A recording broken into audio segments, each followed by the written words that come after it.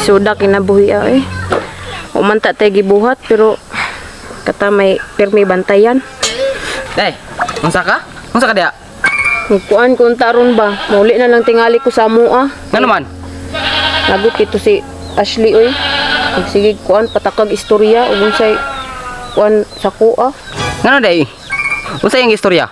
Diya ay sa baryo. Sige na lang sila sulti nga gikan kog abroad nya. Wala daw koy na pundar. Wa koy tigom kwarta. Tag piso. Pasagdiin na sila day.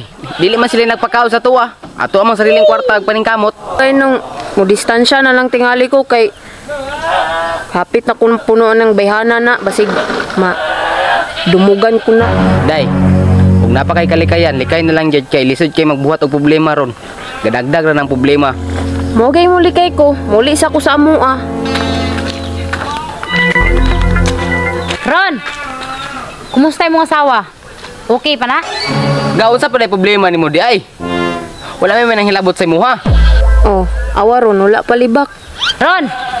Dako man ay nagbatal imong asawa sa kung igagaw. Wa pa man ay nakabayad. Ang gipasalig niya, ang abroad. Unya, karon. Niuli man ang way dala. Unsa ibayad niya sa kung igagaw? Dayon sa katinood day nga nakaibata siyang igagaw. Ron, sorry kaayo. Wag jud na ako naingon sa imuha. Katong time nga nagbinuang ko, gipadala na ako sa akong lalaki. Day, tinuod ka day? Grabe sad ka oy. Okay ra untag sa mo gipadala day. Kay ganahan ta mo bayad. Maong, sorry gani kayo ron no. Day, ako ba'y nagpasalig-salig ato nga makaaron makahiram ka?